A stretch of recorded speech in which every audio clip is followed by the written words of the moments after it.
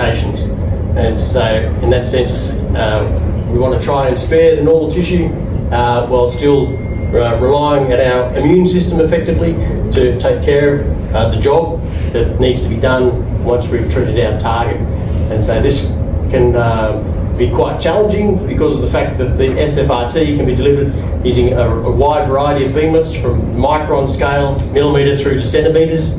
Okay, we can also be delivered in a hyperfractionation radiation regime, and right to the limit, I suppose, of just having one fraction for the whole treatment. And we can also be delivered at conventional dose rates, but also at ultra-high dose rates. And so this presents more challenges for dosimetry if you're trying to do this kind of work in the clinic. And then on top of that, of course, nowadays it's being looked at, created using various types of sources, so X-rays, gamma rays, electrons, protons, and anything you can pretty much think of. And so that presents huge amounts of work that need to be done in terms of the dosimetry aspect. So in that sense, yeah, dosimetry is really, really challenging, as it always is, always. And so my talk, of course, is going to be concentrating on the kilovoltage spatially fractionated radiotherapy at ultra-high dose rates. So, and that basically is what defines X-ray microbeam radiation therapy. So for that, I said before, we need a synchrotron source where we have very high dose rates, these ultra-high dose rates of the order of about 20,000 gray per second is what it goes up to. But these compact sources are showing some very encouraging signs, and we've also seen in terms of spatially fractionated kilovoltage therapy, there was a recent publication came out of the Mayo Clinic, which was actually with mini beams, and so that seems to be really, really encouraging in terms of what sort of clinical outcomes we can achieve, even at the conventional dose rates of 2 gray per minute, of course. And so this is just a nice little image from a colleague in Bern, so Christian. So we have the uniform field with conventional dose rates, the grid radiotherapy, if you like, with millimetre beams or centimetre beams, and then you have the mini beams, okay, around about 1 millimetre, and then the microbeams go down through here.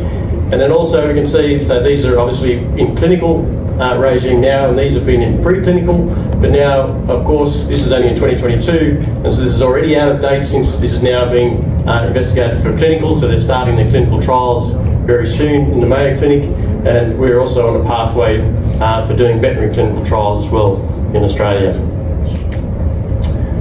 And so the differences, I suppose, is something that should be highlighted just because everyone's more familiar with standard radiotherapy. So from an MRT perspective, the microbeam radiation therapy, we have this striated cross-section of the beam, which is quite unusual, at least that spatial fractionation that we desire. We typically have 1 to 7 treatment fields, and so this is actually the treatment plan of the first dog that was treated in France at the ESRF and published in 2022. And so they used 7 treatment fields in that scenario, so to treating that glioblastoma, so that was very successful. And the peak doses that are delivered quite high, so 20 to 600 gray per fraction. The dose rates, as I mentioned, can be from 2 gray per second up to 20,000 gray per second. So we have 1 treatment fraction, and the delivery time is also small, between 30 and 5,000 milliseconds or of that order. So if we're using a synchrotron source, then we have very little divergence to worry about, and so we don't, in comparison with conventional radiotherapy. And the big difference, of course, is we're using kilovoltage beams and not megavoltage beams. And so again, this is the difference, highlighting the differences between MRT and conventional radiotherapy. You can see the difference in the energy spectrum, of course, is quite significantly different on the log scale. And you can also see the dose wash is also much, much smaller with the kilovoltage beams. So that's one of the biggest advantages of MRT, is the fact that with this dose wash is so small, we don't need to worry about what's happening outside here necessarily, unless we irradiate for a very long time. Then we need to worry about organs at risk and things like this. But there are certainly challenges. Our beams are only 25, 50 microns wide. The static beam is only 500 microns high, and so we have to translate the patient through the beam in order to be able to treat our cancer. But our isodose curves are very constrained, which is good. Our high dose irradiated volume is also small. Okay, we have no electron contamination with the synchrotron source. some synchrotron irradiation. I talked about the divergence already. And then the fact that we have these very high dose rates means that these beams, these peaks, act as a conduit for clinical dose delivery to deep-seated tumours, basically. So we're overdosing at the surface, very much so, and that delivers our target dose at much, much higher depth than what we would normally be able to do with all the voltage machines. And the dose rates being so high, of course, it's been called spatially modulated flash, okay, because flash is very trendy at the moment, of course, so everyone's talking about that, but they've been doing this for many years at the synchrotron. So this is just an illustration of how we irradiate the target volume. You can see here, so we have to move the patient through the beam effectively. So this is the broad beam coming through, this is the multi-stick collimator that creates the microbeams, and then we have a conformal mask here, which is used in order to shape the beam, and then we can irradiate the target as necessary. So the radiobiology, you can spend a lot of time on that as well, but one of the main things associated in the past is this dose volume effect, whereas if we reduce the width of the beam, basically you can suddenly get to a point where we can really increase the amount of dose that you can deliver to normal tissue and see no response in the sense, in terms of the damage. And so this is about 75 microns here, and these are about 25 microns up here. So typically we work around about 50 microns. And then so this work was obviously tracing back to the early 60s, where they're looking at astronauts and the effects of space radiation on the astronauts. So it's quite important when they were doing this original work. But they today delivered these beams at quite high dose rates as well. This is in rads per second, but still significant dose rates to mimic the cosmic rays that are received in space. And so we have the physical dose distribution here. The peaks and the valleys are quite important in terms of knowing the peak to valley dose ratio. And so if we're talking about SFRT, or regular spatially fractionated radiotherapy, we developed lots of detectors ourselves, our group, for various applications of SFRT. I won't go into detail, they're all silicon-based, so solid state detectors, and they're designed to work in real time so that you can make an assessment of the radiation field in an environment in real time to give feedback exactly while the patient is actually being treated. And this can be done in a pulse-by-pulse acquisition mode, and that allows us to do things at very high dose rates as well. But here for microbeam radiation therapy, we're talking about, again, it's a silicon detector, and it's a single strip detector is what we typically use, and it's quite thin, of course, so we want to try and maintain that spatial resolution.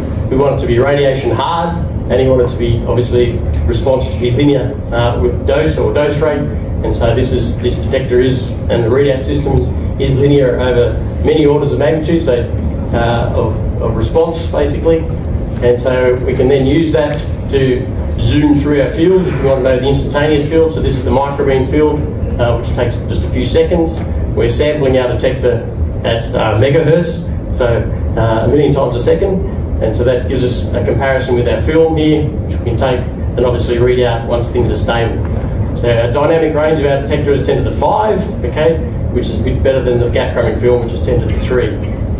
And then we need to benchmark our detector because obviously it's relative dosimetry, and we do that with standard techniques at lower dose rates, ionisation chambers and things like this, and then at higher dose rates and higher spatially fractionated fields, we can only use things like film, okay, or a diamond detector, so PTW diamond detector, which has come out onto the market recently, which has been great. And so that way we can make an assessment of the radiation field environment. We can compare with our Monte Carlo simulations. So this is the simulation as a function of depth here of the radiation field. So the striated field here, the stripes, we can see here. And then the peak dose in the blue is going away like this, and our valley dose here, you can see the build-up in our valley dose that we get due to the scattering arrangements that we have. And so this is one of the reasons why we get this tissue-sparing effect. In terms of solid-state detectors, there's lots and lots and lots of them that we've tried, and others have tried as well. So this is just an acknowledgement of everything that's going on in the field. You can see that there's some significant challenges in terms of what's happening depending on the field size, how much the peak dose, the peak spectrum, energy spectrum changes as a function of depth. So it's not so much, but in the valley, depending on the phantom size, depending on the object you're irradiating, it can change a lot. And so you need to be quite careful when you're doing dosimetry for that. But there are certainly lots of fibre optic detectors, diamond detectors, as I mentioned, which has now been evolved into the PTW microbiome diamond detector. We have amorphous silicon detectors, gel-based detectors, TLDs, of course, are very common, and then plastic detectors, and now even some of the ionisation chambers are starting to work at the higher dose rates due to the flash radiation environments that are around now, which is great. So as the usual thing is, we want to make sure, tissue equivalence, radiation hardness. So our detectors can go easily up to about 1 million grade. They degrade typically of the order of about less than 1% per 1,000 grade, typically for these solid state detectors. So they're pretty good to work with in that sense. All right, and then we have the multi-strip version of these detectors is used as part of the quality assurance system. So the beam goes through here. Each of the microbeams get assessed instantaneously. So this is if we scan this detector sideways slightly, but we can make an assessment of each peak in each valley, and then we can make sure that it's consistent, and we can kill the beam if necessary if something is wrong, which is not very often, which is great. It's just to make sure that you actually have microbeams. It's one of these checks that we have in place in order for the treatment to occur nicely. And so we have a standard 300 micron detector here, and this is one which has been back etched, so a silicon detector which is only 10 microns thick. So the beam goes through that. And then the main thing is that this detector needs to sit between the source and the patient, and so we need to actually make an assessment of that and minimise the scattering conditions, because it degrades the quality of our beam. And so we make an assessment of that with and without the detector in place. We can see with the thin detector it's making no difference at all, and with the thicker detector, 300 microns, there's a slight change in the peaks and the valleys, which is why we chose the thinner detector in the final version of this device. And then in terms of the implications of that of the dosimetry, we go further, of course, because we're developing treatment planning systems, and so this is our basic dosimetry setup, if you like. This is the synchrotron beam that we have to model the complete beam, and then we're going to start doing clinical scenarios in terms of the treatment planning, and so this is all being worked on now because we need to make an assessment of how well we can treat deep-seated tumours, and so that's being done on a regular basis now, which is great. And we're also involved in machine learning studies in order to speed up the process. It takes typically, about 40 minutes to do one of these plans at the moment, but this takes a few seconds to do this, which is very exciting if we need to do any changes to the plan at short notice. And then in terms of more medical physics, so this is the standard sort of stuff that we all deal with, so we all need to make reference to international standards, and so that's what we do with the ionisation chamber in comparison with our silicon detector and the film. And then we need to treat in a radiation environment which is more similar to what we're going to be treating. So in this case it's rodents, and so we use these smaller detectors and smaller phantoms. Thanks for that. And we can see here the changes as the depth dose. So the peak dose looks very familiar, but the valley dose looks very different in terms of the depth dose profile. And then if we introduce bones, of course, then things change significantly as well.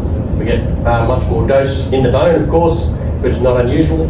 And then we've incorporated as well in our treatment preparation, so co-registering of our targets, and so we can put the target in the right position. So this is something that you do in the clinic all the time. It's very easy to press a button, but we've had to develop all of this technology from scratch, so we can do it in the synchrotron. And then we have all sorts of QA tests. This is the ball shot QA of the image guidance, and so you can clearly see we're in the middle of the field there, so that's good. Our target is working, and these are the glioblastomas that we've been treating lots and lots and lots of in the past with great success. And so here's some of the treatment fields. Doesn't come up very well on this image, but that's all right. But we had used passive masks in the past, but we've also developed a target projection mask, so a dynamic target.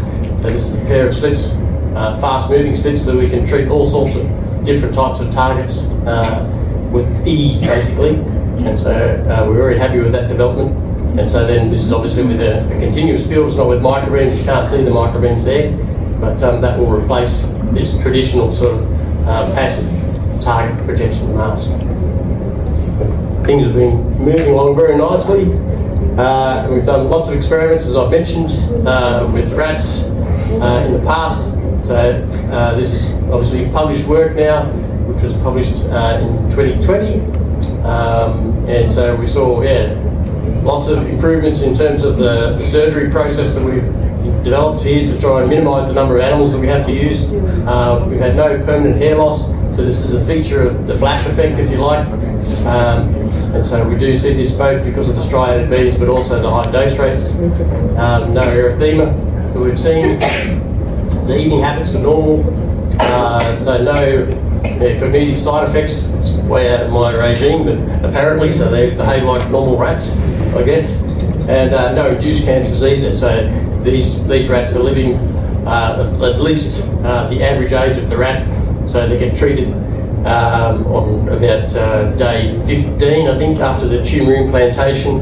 And if they're not treated, they all pass in 21 days. And then, so we treat them at day 15, and then these rats have been living, the long-term studies have been looking at them for more than 2 years, so 2.5 years, so dying of natural causes, if you like. So now that we've done that, we're moving to the next phase, and so we're treating, as I said, the veterinary trials at the Australian synchrotron, the imaging and medical beam line there. And so we've treated a couple of dogs so far. It's really a phase 1 trial, and so we're just looking to do it safely. We've taken things very easy, but we've already seen some very interesting effects. So this is the osteosarcoma, so this is the limb of the dog, of about a 60 or 70 kilogram dog, so a rather large dog. And here we can see, we can't quite see, but the gross tumour volume is somewhere down here. It's rather large. Of course, they grow very fast. And because we have our restrictions in our phase 1 trial, we could only treat part of the cancer effectively. So we did what we could. In this particular dog, we didn't. Normally the dog would have the limb removed straight away, but the owners changed their mind, didn't want to remove the limb, and so we got to do some long-term follow-up in this case, which was great. So a couple of months afterwards, we've seen some amazing reduction and also some repair in terms of the bone as well, which is quite exciting. And so all that work is ongoing at the moment. So we see here where we're unirradiated, it's still going ahead. Where we were irradiated, it's shrunk, and we're getting some bone reformation there, which is very, very exciting. So in discussion and conclusion, I've put a couple of questions up there if you like to try and stimulate some questions and things like that. So make sure you think about these sorts of things, and also for doing further research in the future. So dosimetry is always a challenge, so we've got lots of work to do, all of us, and so we need to work on our area of expertise. So for me personally, solid state detectors in real time, but you may have other methods, so I think we need to benchmark with lots of different methods to make sure everything's working together. And then looking at these dosimeters, so in terms of flash environments, so my statement is that the solid state detectors response mimics the physical aspects of the flash effect observed in tissue. Okay, now whether that's true or not, I don't know, but that's I think so. Tissue selectivity is then associated with the flash that's been observed, requires some soft matter physics model refinement. So if we're going to try and model that in terms of the physical model, but I think more likely the flash effect related to this radiochemical and or radiobiological mechanisms. And so that's something else that we need to think about quite carefully, how that's working. And then do we see changes in other biological outcomes for SFRT, so the bystander and abscopal effects. So this is something that you should all work on, as if you've got students in the field working in this area, go out there and design some experiments. We can help. Thank you very much. Advanced research that we've seen just now is really beyond me. I don't know. Many of you may have the same feeling as well. And when I first came to did my PhD in Wollongong, that's the same thing that came to me as well. I said, wow, these are the things they do. They develop lots of detectors, radiation detectors in-house. And it's the first time that I thought, oh, you can make your own detectors. Yeah. So that's me in 2010 with my supervisory team. That's Prof. Natalie Rosenfield, Peter Metcalf, Martin Caroline. And you can see Mike is there as well. He's part of the supervisory team as well. And so here I would just like to share my journey in understanding the intricacies of radiation dosimetry. And I must say that I had a good training at CMRP to learn how to do this with all that fantastic detector. One of them, not all, one of them. But as medical physicists in the clinical in Malaysia, okay, many of us are just using normal dosimeters like ion chamber. We use this day in and day out. And we're told that you have to be really careful with it. And we just use it as it is. We don't really ever think of wanting to develop our own dosimeters, because that's not easy.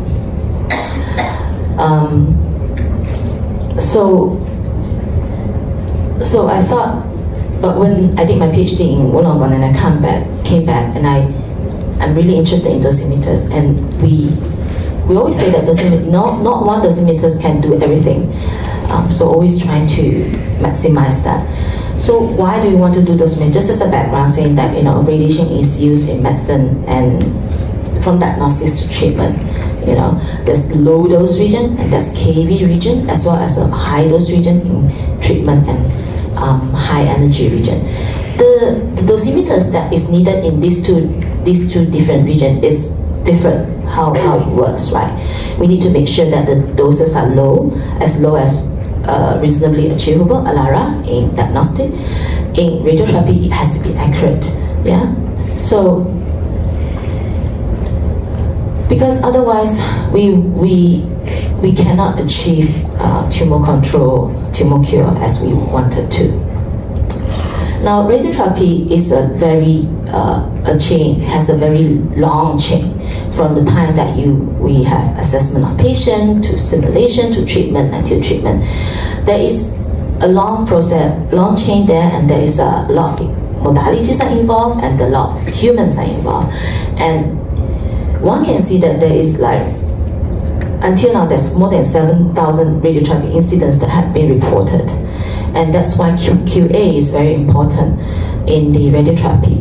But still, even when we do a lot of the QAs, pre-treatment QA, machine-specific QA, during the delivery there are possibilities that treatment error can still occur. And the only way that we can detect this error is through in vivo dosimetry.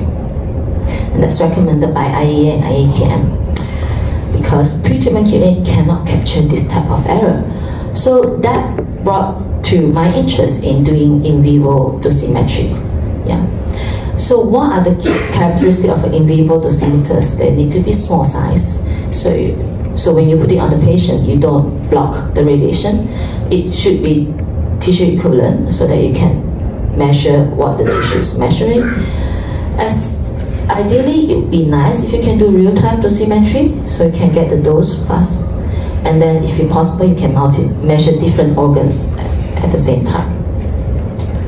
Commercially, there's a few dosimeters that are able to do some of this. There's diode, MOSFET, the passive dosimeter, and OSLDs, and we've heard about TLD from Larry's talk this morning.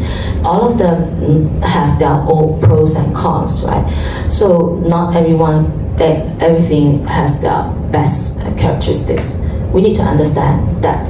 So some of the early experience that I had with in vivo dosimetry is doing skin dose measurements. So Prof. at least have said some of those, discussed some of the consideration when we do dosimetry. We need to consider the depth of the skin where the damage is going to happen.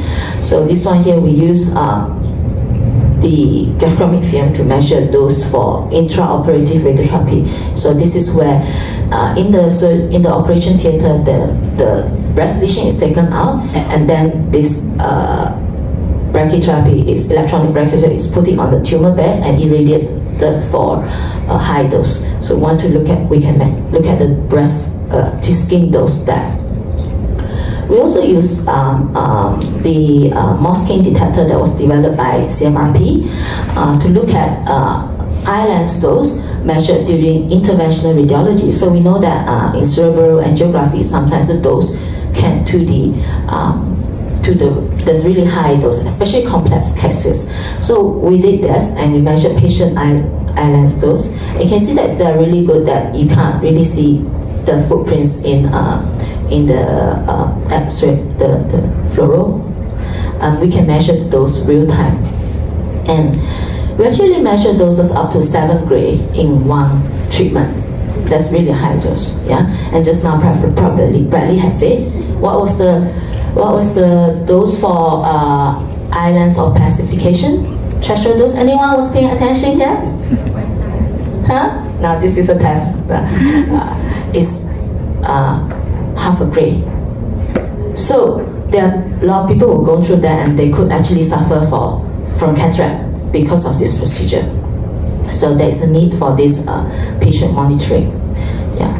So we also, from that, we also learned that what are the different procedures that can really incur high doses. So it's not the long time of the fluoroscopy, but it's the DSA procedures, acquisition procedures that are giving a lot of doses. So it gives evidence to the clinician, say that, you know, it's not how long you do the procedure, but how often you do the acquisition procedure. So you show them that, and they be judicious in using that acquisition procedure. So in about 2019, we had an opportunity to develop our own dosimetry system through a collaboration with the Faculty of Engineering, and we tried to develop our own first radioluminescent dosimetry system. And following my supervisor tradition, Professor Anatoly Rosenfield, who taught me to give fancy names to our detectors, we call ours Lucy, from radioluminescent dosimetry system. Not that, but with an S. We use plastic scintillator, and that converts radiation to light, and then we use optical fiber to connect it to the counter. So I guess what I'm comparing to what we've heard just now, those advanced dosimeter, what I'm bringing you here is probably just my journey to develop from a new dosimeter and trying to bring it to the clinical work. So radioluminescent dosimeter, and in this case we use plastic scintillator. We started with wanting to do in vivo dosimetry. So it has been of interest in the last 10 years, and it has a lot of strength compared to the other dosimeters, and can be used for a wide range of modalities. And also, nice thing is that it's quite tissue equivalent. Yeah. So we started with this scintillator, SB101. We bought it from China. So it's relatively cheap compared to a more the one that people are using in some commercial radioluminescent detector. So we look at the element composition, the same thing that Prof. Bradley was looking at as well. So we need to consider the element composition so that we know what is the effective atomic number of the material. So this is the piece of plastic that we bought, yeah, and then we mill it down to 1 millimeter diameter by 3 millimeter. At one of the workshop in PJ there, and they look like that small pieces there. Then we connect it to optical fiber, which is also made especially by the Faculty of Engineering, which is about 1 millimeter thick. And then we try to, we have to polish them so that the light transmission is good, and we try to connect them together. And this is just using heat shrink to sort of connect them together. Then we have to make the connectors. So this work is done actually by my PhD student. So we have to make this connector ourselves, and then to make sure that the connections are straight and the light transmissions are good. And we assemble some of the devices. We have our counter and the photo detector and the power supply to supply power to those two. So this is how it looks. Okay, there's no more power. Battery here. So this is how it looks, and we make this box and we put it all in there so that we can carry them, cut them around. And we have the counter there that's showing the radiation. When there's radiation on, you can see the signals going up. And when there's radiation off, it comes down. So using this counter, the Hamamatsu counter, we can actually sample it at very fast, down to 1 millisecond sampling time, or we can adjust the different sampling time. So that was interesting, so we can actually sample at very high temporal rates as well. Now, having a detector that works and it can give signal when there's radiation is not enough, because when we want to bring it to clinical, we need to characterize the detector in the clinical environment that we wanted to use it. So then we characterize this detector in the megavoltage beam. We compare it to the EJ212, which is the commercial one that has been used, and then we found they are quite good signal and good linearity. And then we also look at our reproducibility and the energy dependence, and we found that there's a slight difference, 6% difference in the energy, different energy, so it means that we have to calibrate for each different energy. In terms of dose rate, they are quite consistent, yeah, so that's good. And then we also look at percent depth dose measurement, the standard measurement that we can do to see how the application characterizes it, how it measures across the depth dose. And we find that other than they match across all the different depths, except for the surface, because we compare this with the CC13 ion chamber, whereas the Lucid dosimeter is very small, so the surface dose is lower, it's measured more accurately than the CC13 ion chamber. Then we also tested characterizing in the different application the current in our clinic. So we did it in the 3D CRT application, looking at using, for example, on the phantom and measuring the skin dose to the breast, and also in the abdomen treatment. We also did it on the VMAT type of treatment as well. So you can see here that we can measure in terms of time what's the dose variation. The first one here, we have the wedge beam, conformal beam, and when the wedge comes in, you can see the dose really come down. And then with IMRT, you start to see more modulation. And with VMAT and SRS, there's so much more modulation in the measurement.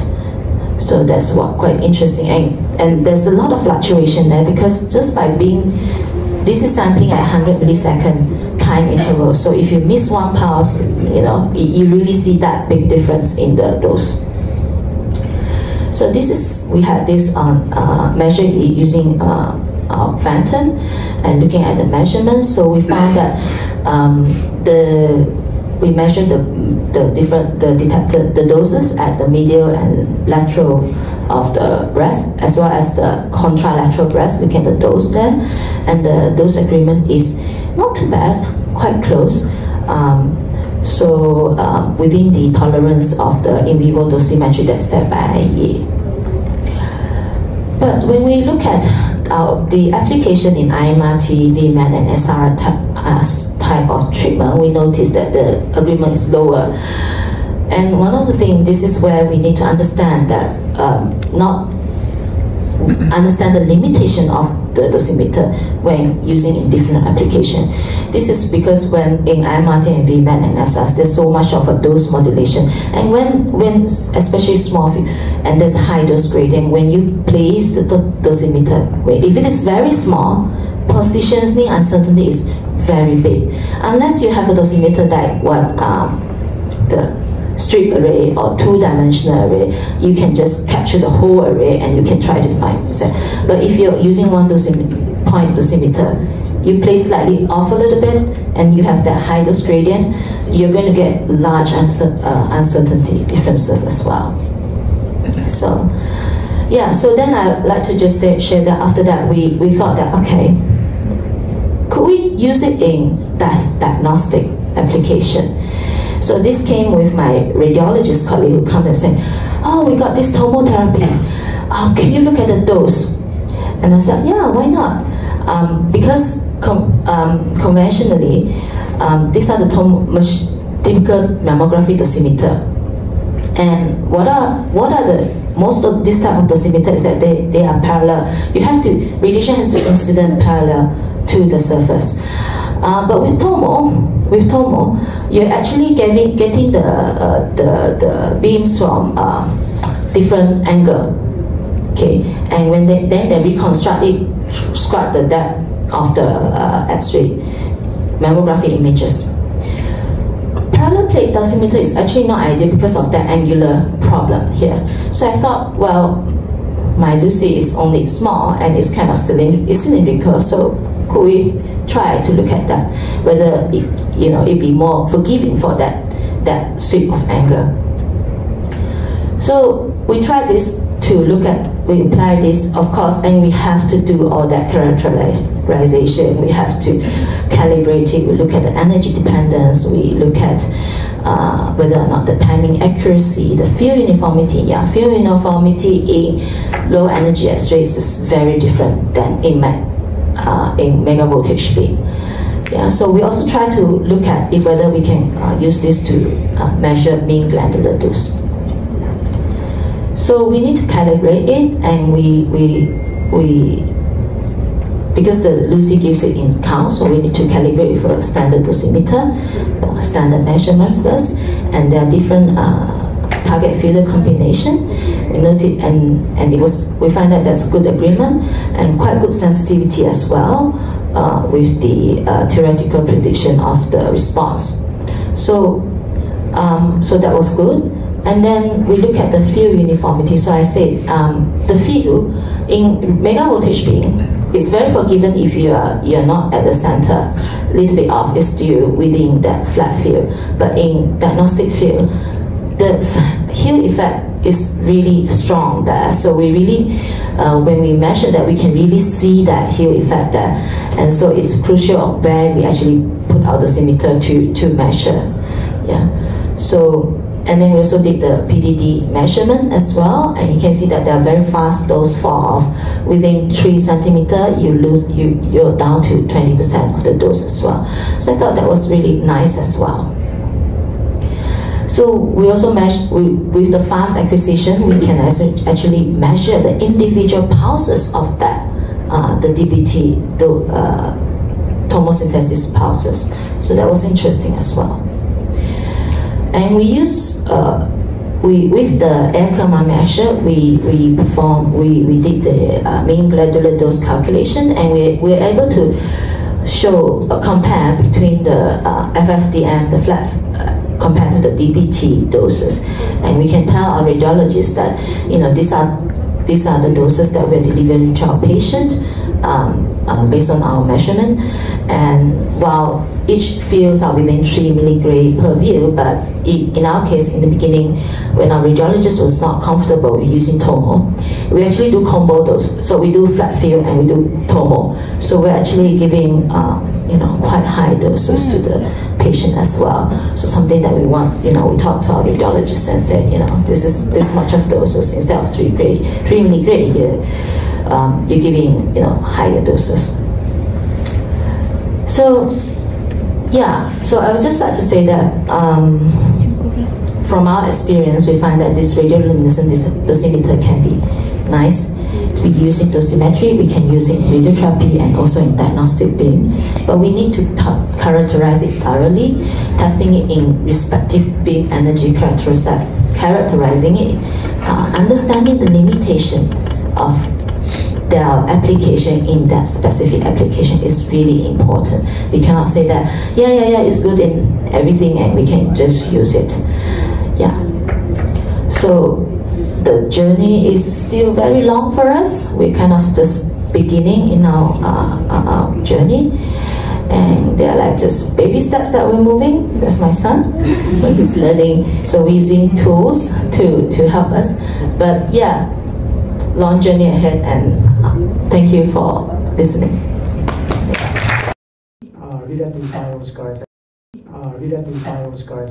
I belong to the ICRP RV working team and consider what kind of RV should be used for the operational quantity. And one solution is simply continue to use gray, so we don't consider RV anymore. But I don't think that that's a good idea, so I think better to consider RV. So then, how do you think if like ICRP proposed to consider new RV factor different from the radiation weighting factor? So your like a detector development side, you are welcome for such proposal, or maybe you would like to continue to measure just those. So. Thank you for putting me down. Really appreciate it. Operational dose quantities are, as you can see, are very useful because they provide some way of standardizing how you make a measurement. Yeah. So that much we can appreciate. It doesn't provide you with the dose at the point. It provides you with a measurement that you can, the different centers can compare with each other. Yeah, yes. When you get into the problem of RBE, even for X-rays, the RBE will change with the KEV. Yeah, right. So there's you're introducing, unless you know this very well, tabulations. Unless you know what is the LET for a particular photon energy. And of course, we're often dealing not with monoenergetic radiation, but polyenergetic radiation. Yeah. So I think, to cut short, for the moment that complexity is a step too far for me. But but maybe through Monte Carlo simulations, because this is you're into this, especially for the surface dose, you're into an area where there's already a great deal of complexity. Yeah, but from the measurement side, so like how about to try to propose like a LET-based function that used to be so like ICRP uses quality QL functions, but they don't use anymore. So if ICRP proposed to go back to the QL functions, how do you think? No, I mean obviously curiosity-driven research is great. Really? Do you think so? Yeah. Everything should be provoked, right? Yeah. So one is willing to be part of some system that looks at how you could try to, if you want to quote in Sievert, that would be, of course you've got OER as well, oxygen enhancement ratio 2 to worry about, but I'm not objecting to someone or some group actually getting into such simulations, but I think it's simulations, not measurement. Okay, so how about the energy or LET? Which one do you like want to use as an index? So do you want an effective energy, or do you want maybe effective energy or like effective LET? Which one is easier to measure? Oh gosh! I mean, actually, in the case of Michael, push to him because of the synchrotron radiation, where I think they're using 17 keV radiations. Was it 17? It wasn't 17. 100 keV. Oh, okay, 100 keV. Because actually, the flux in a synchrotron drops rapidly as you increase the energy. So, but for the rest of us poor people, we're using polyenergetic radiation for which you don't actually know. Well, unless you do what Larry DeWord was talking about this morning, so that you're looking for so you have this what do you call it, set M. So you have polyenergetic radiation which conform to a particular filtration rate. Okay. Right. So then you have to get into that sort of thing that you. Okay. So NIST will give you tables of particular HVLs that conform to a particular set of filtrations, which is another great problem.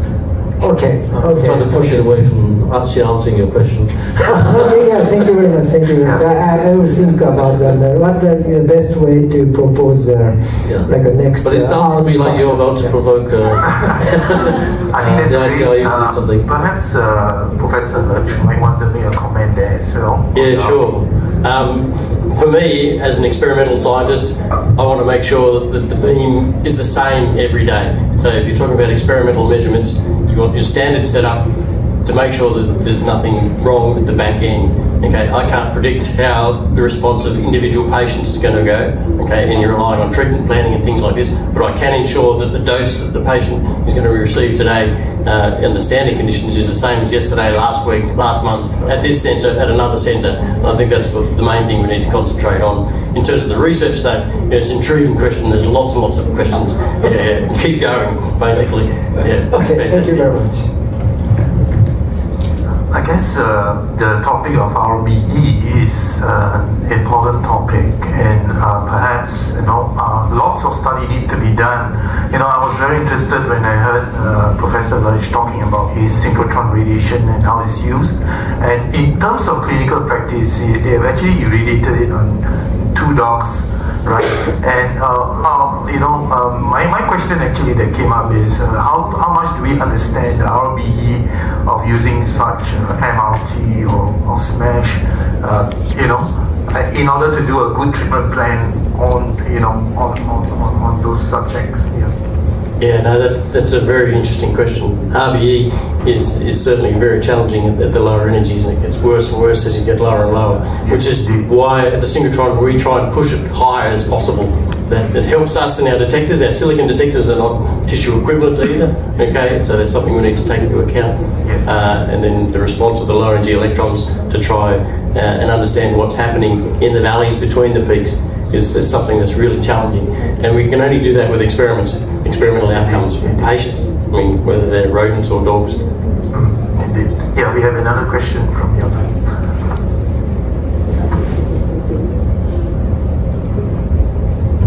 Thank you.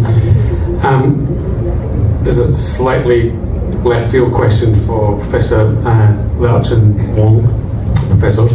One of the lectures I give in our master's course in Newcastle, UK, is how to build your own ionisation chamber.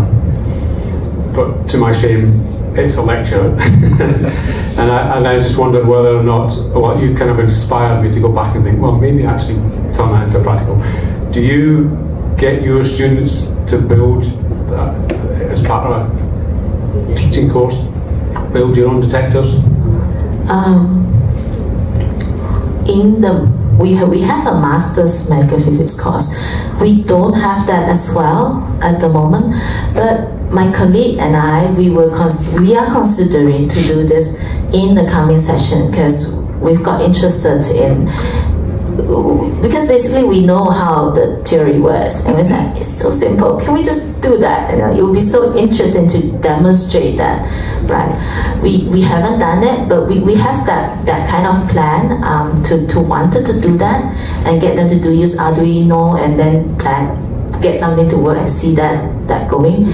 But our experience was mainly with the PhD project where we developed this, and I find that although it's not normal, I understand that it's not normal, but I find that it was a very interesting experience for us. And now I bring it, when I teach radiation dosimetry, I bring it to the class and say, look, this is radioluminescent dosimetry, this is how the data look like, and they look like, huh, that's so simple. And then it sort of, so I try to say that, radiation dosimeters is not something that is mysteries. So like if you have a pot there and you smash them into pieces and you put them under radiation, later you do TLD on them and they get signal out there, you got a detector there, so it's not something that is just ion chamber. Yeah, and I remember Prof. Anatoly, my supervisor, said, I don't want you to be a chamber-depicted physicist. So, yeah. Yeah, that's right. I think building it is something that's really really sort of rewarding as a student. It really helps you learn what's going on, because the things you don't think about as a student necessarily just absorbing the information. You can talk about radiation damage, talk about LET. Okay, why doesn't it work in certain environments? That's the thing. And so it just opens all those sorts of questions, and they absorb that knowledge forever. I think that's a fantastic thing. I'd encourage it. I wanted to also talk about ion chambers, because I'm dabbling also in flash, and I'm really worried because the pulse is around about 4 microseconds, right? So it's a pulse delivered system.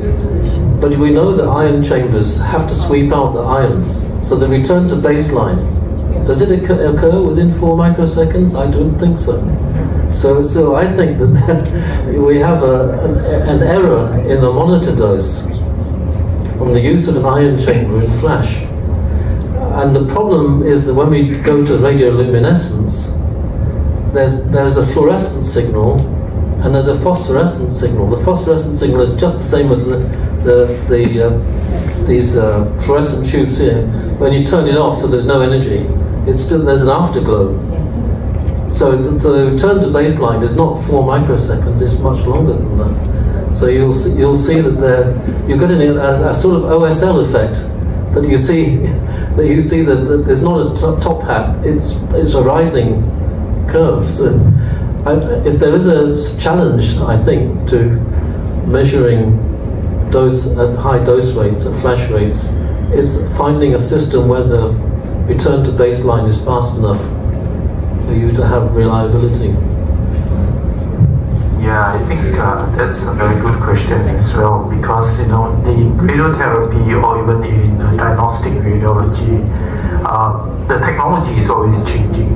Because in radiotherapy right now we are talking about flash, not only in X-rays but also in particle beam as well. So there are not lots of development going on in terms of how we can handle detectors or the signal to noise or whatever, or the correction factors. So it's really a very exciting but also a very challenging field, I feel. Yeah. So is there any other question from the audience? Feel free to ask them. Can I add one more fear? Yes, sure. So they tell you that in flash you can deliver the total dose in 40 milliseconds, right? So 60 gray in 40 milliseconds. If you have a system that can measure the first pulse, which is in, say, 2.5 to 4 microseconds, what system is there that can, if the dose rate is wrong and you can see this from the first pulse, what system have you got that can terminate the dose during the 40 millisecond delivery? Because once you deliver the dose, you can't go back. Especially, at least in conventional radiotherapy, you've got another maybe 29 opportunities to correct this dose. But I'm really worried about this. And when I've asked in previous conferences where someone has talked about flash, I've asked them, how do you terminate the dose?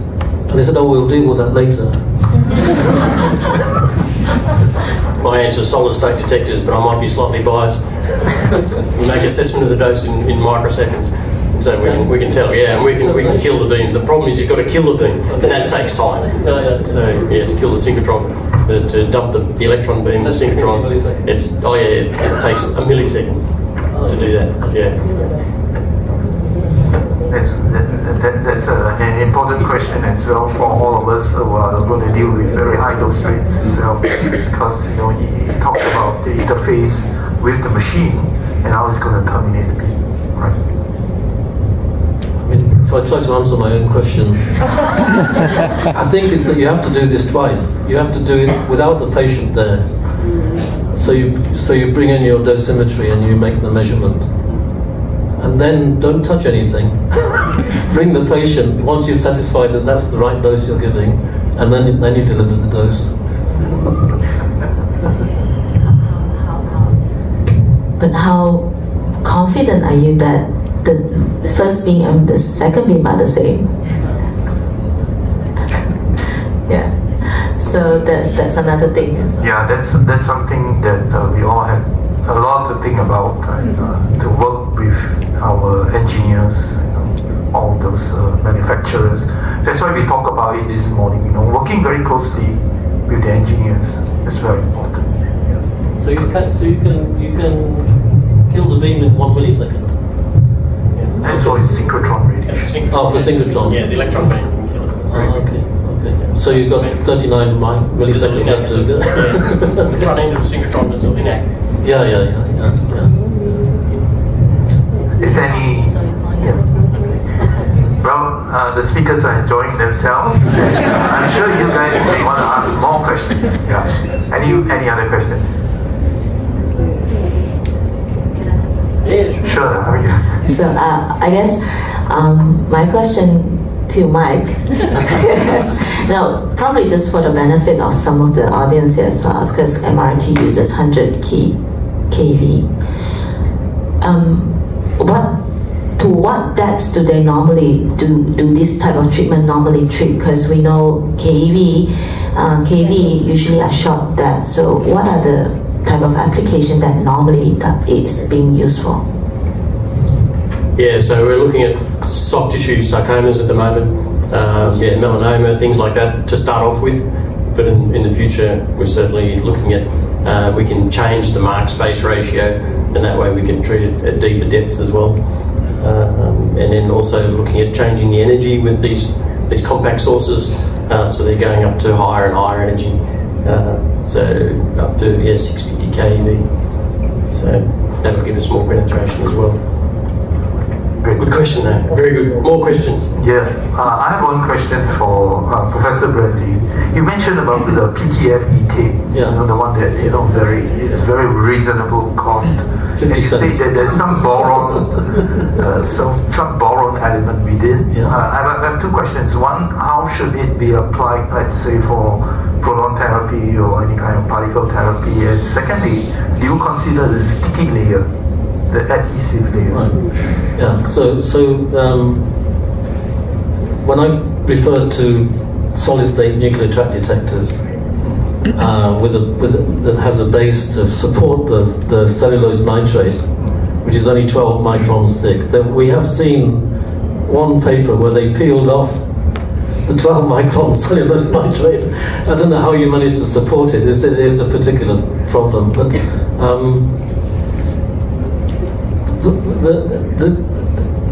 this will work for X-rays.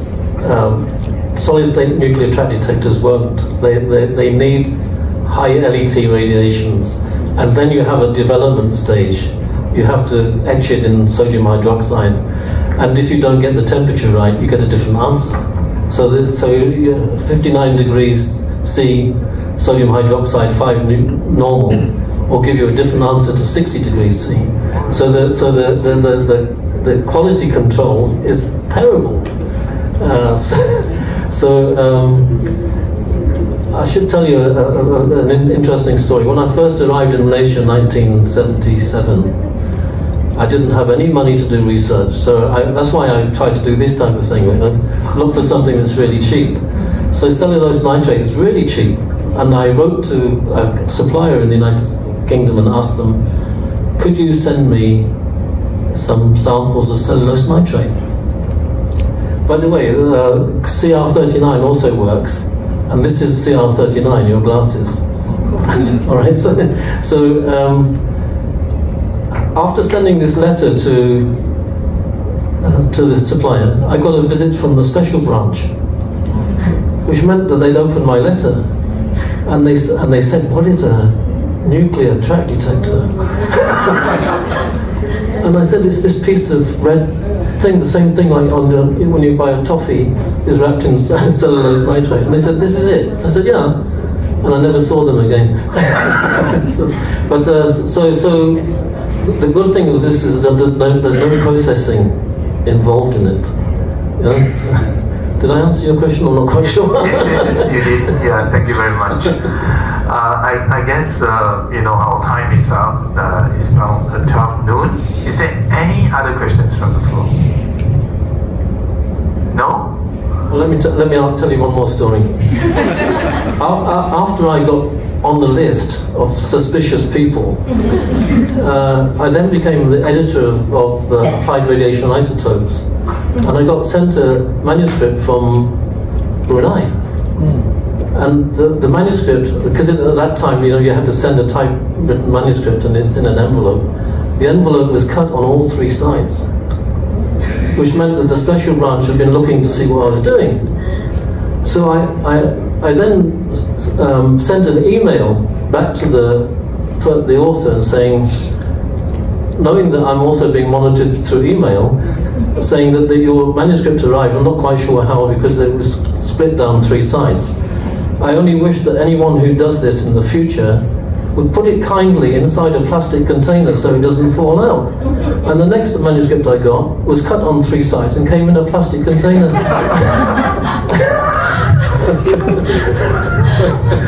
Thank you very much, and I'm sure we can learn a lot from Professor Bradley, Professor Lunch, and Professor Wong. Let's put our hands together and thank all of them.